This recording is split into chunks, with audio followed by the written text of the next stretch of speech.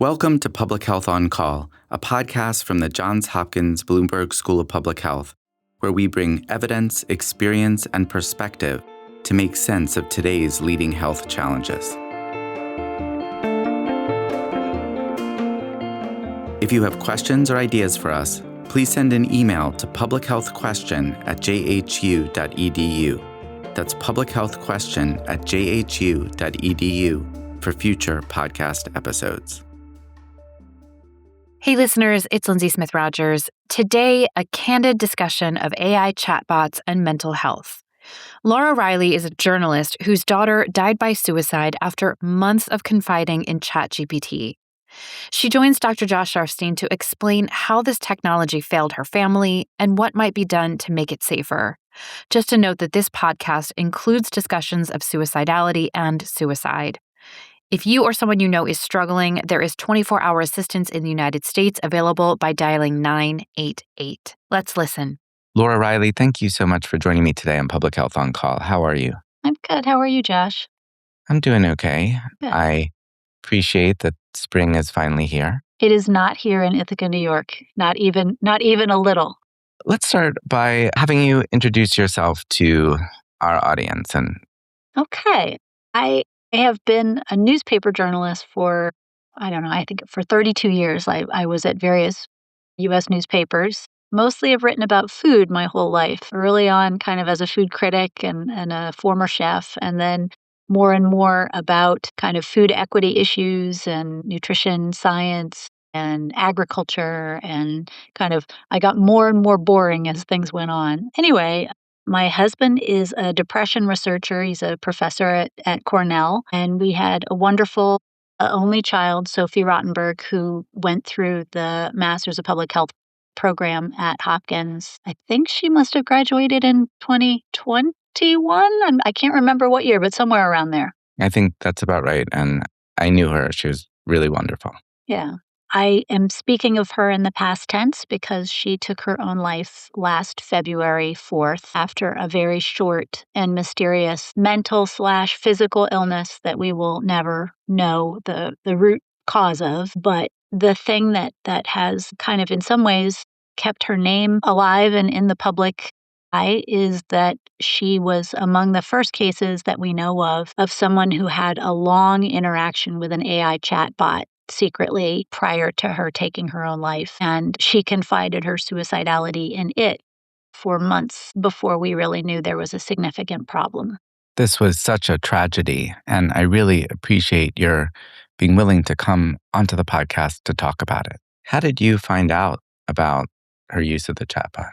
It was my kind of Luddite Gen X thinking that I had turned every stone over and looked at her journals and her outgoing messages and emails and secret files and everything I could think of, but I had not thought to look for her ChatGPT log.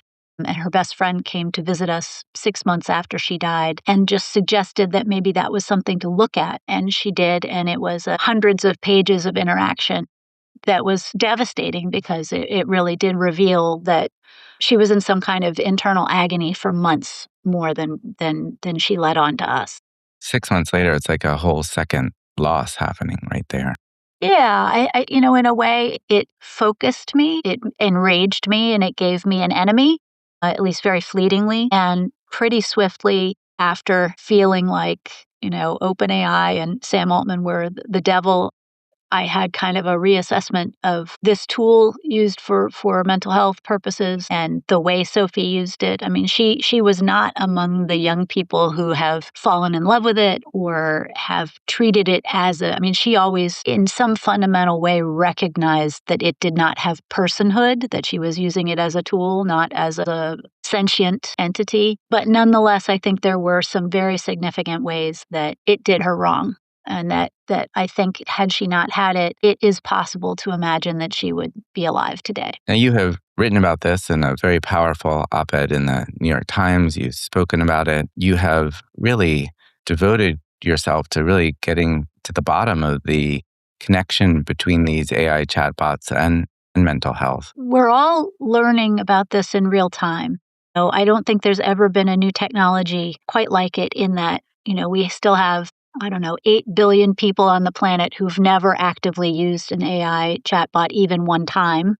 And we have a much, much smaller number of people who are using it hours and hours every day. And those two groups of people have to come together to figure out some kind of regulatory framework around this new tech to keep people safe. Millions of people are using it for mental health every day. And so we have to figure out, given that fact, how do we move forward in a way that keeps a maximum number of people safe? What did you learn from reading those hundreds of pages of your daughter's interactions with ChatGPT that has informed your work and the broader issues of AI? Well, she started using it as kind of an extension of Google, the way a lot of us start using it. And it expanded kind of inexorably towards mental health as things with her deteriorated. And she was asking it very basic questions. I wake up feeling terrible. What can I do to start my day better? And the advice that it gave was sometimes decent and what a therapist would say, and oftentimes anodyne and insufficient and kind of TikTok influencer type advice that was clearly insufficient as her level of distress increased. It moved forward to where she was actually saying things like, I have a good life. I have family who loves me. I have really good friends. I don't have financial insecurity. I have job prospects, et cetera, but I have decided I am going to kill myself after Thanksgiving. And it did not say what a therapist would say, which is, let's unpack that. I hear what you're saying, but what is broken that can't be fixed, or those two thoughts don't go together? And can we figure out how you're reaching that conclusion? Instead, AI did what it is built to do. It agreed with her. It was sycophantic. It said, "Oh, Sophie, that must be so hard. I'm so sorry to hear that. I'm so sorry that that's how you feel." It validated her, basically. It validated her. And I think over the kind of maybe the last 2 months of her life, as things got terrible in her brain, really dark, it served to confirm her worst fears about what was going on. Right. So we hear these stories of the AI urging a child to end their life. This is different, but equally impactful. Yeah, I mean it's more subtle. Yeah, Josh, it's different than the horrible case of the teenage boy in California who the AI urged him to hide the news. I mean, there's some really overt, I think, criminal cases that are going to get litigated. Sophie's case is more subtle, but I think probably more common. Is in this privileged position to help, but can't or doesn't. Well, I think some of it is just that sycophancy is not a bug. It's a feature, and it's aimed at increasing engagement time. I mean, every interaction you have with AI ends with a, would you like me to do this other thing for you? It's all about keeping you there, keeping you engaged, keeping you using it. That's how success is measured. And that agreeability is just an absolute core feature that even if they figure out ways of introducing safety protocols or other kind of parameters to keep people who are vulnerable safer, that feature is still going to be there. Right. So what do you do? I mean, obviously you've thought about this quite a lot. What would you say now to a group of senators who are thinking about how to regulate AI? Well, I think that it is possible to Trojan horse in good therapeutic approaches. I think that we can have it be the Wild West and these kind of free floating interactions. But as soon as an AI discerns that, as soon as there's something pathological going on, whether that's, psychosis or a suicide plan or paranoia or whatever, as soon as some kind of discernible psychosis is identified, there could be a whole host of kind of paradigmatic therapeutic approaches that get employed, that come into play, that are designed by people in the world of public health or in the world of psychology or whatever, that people are then, they're kind of tighter frames put around those interactions. And maybe a little more tough love, maybe a little more the kind of language that is used in a therapeutic framework. It's less like agreeable and more asking questions, pushing back, doing things that a real therapist would do. I think that that's possible. And I don't know how we legislate that into being, but it certainly feels feasible. We're at a moment where, and this is something I think about a lot, we've used it as a tool for cognitive offloading in the way that we use a calculator or an alarm clock or all kinds of things. We have a long history of using tools that allow us to streamline our day, be more efficient, right? But we're at a moment where we're also kind of cognitively surrendering. We are allowing these AIs to think for us. And I think that is going to cause all kinds of additional harms, especially for people who are in a mentally vulnerable state. Let me ask you this. In a true therapeutic relationship with a clinician, the clinician may hear of specific threats to self or others and take action, in some cases, even over the objection of the patient. May call to protect someone, make sure they're in a safe environment, for example. Do you think that applies here for? Oh, I really wish it could.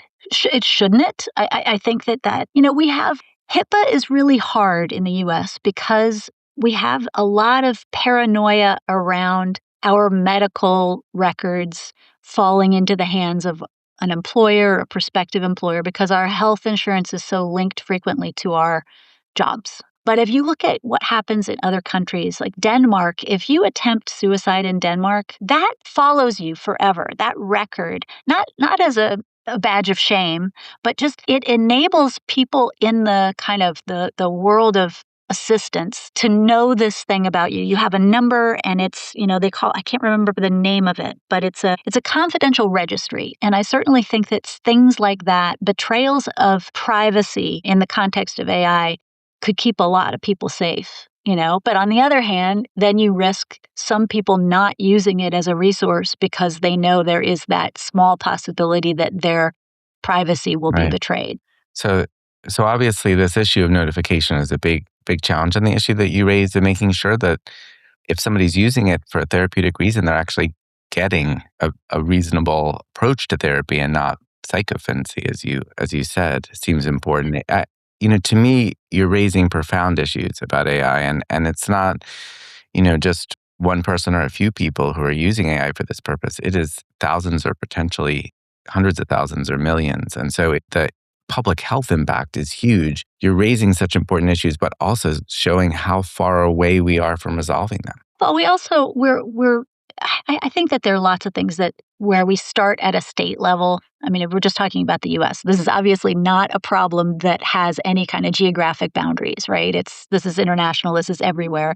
But let's just say in the US, we're early adopters, and a lot of this stuff is going to play out here prior to other places. But, in the past 18 months, we've had 1,500 state bills introduced around AI and health, and most of those are in the AI and mental health space. And they're all over the map, and some of them are incredibly restrictive and far-fetched, never going to happen. And some of them are granular and thoughtful. How this translates to a federal level, especially in an administration where there's a lot of other noise right now and a lot of other things to for Congress in particular to focus on. So it's really hard to imagine them turning their sights to some coherent bill that could have bipartisan support. Yeah.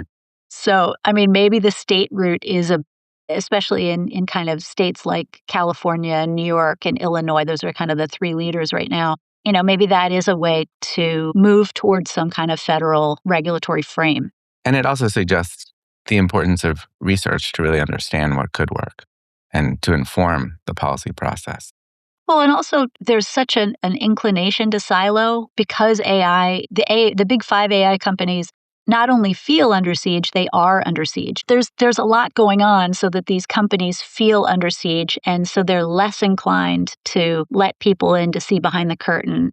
But certainly people in public health, people in psychiatry, psychology, counseling, even first responders for suicide hotline, all of those people need to participate in the process of what good policy would look like. Laura Reiley, can't even find words to tell you how sorry I am for your loss, but I really do appreciate your joining and talking about this issue, this really important issue, and all that you've learned.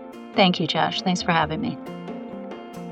Public Health on Call is a podcast from the Johns Hopkins Bloomberg School of Public Health, Produced by Joshua Sharfstein, Lindsay Smith-Rogers, Stephanie Desmond, and Rachel Walsh. Audio production by Michael Bonfils, Matthew Martin, and Philip Porter, with support from J.B. Arbogast, Spencer Greer, and Chip Hickey. Distribution and social media by Rachel Walsh, with support from Nick Moran and Brianna Iacovelli. Follow us on Instagram and Blue Sky at Public Health Pod for more public health takes and special content. If you have questions or ideas for us, please send an email to publichealthquestion@jhu.edu. That's publichealthquestion@jhu.edu for future podcast episodes. Thank you for listening.